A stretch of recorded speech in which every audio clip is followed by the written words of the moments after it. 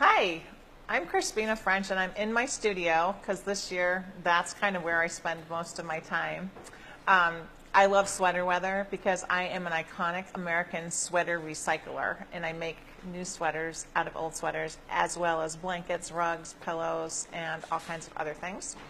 In my heart, I'm really a recycling artist, so one of the things I love to do is enable others to also recycle and think carefully about what they use in the world.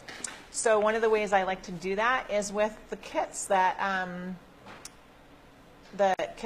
we make here in the studio. So here is our table where we're laying out all of our Fall Garland pieces cut and more in process. And these will begin shipping on Monday, and we will have them available at the New York Sheep and Wool Festival coming up in Rhinebeck, New York on October 20th and 21st. And I'll be teaching a couple workshops there on Thursday the 18th and Friday the 19th. So that way I can empower lots of other people to also recycle, and textiles are my kind of forte for recycling. So thanks for tuning in today, and I hope that we get to meet sometime soon. Have a great hump day. Is today Wednesday, you guys?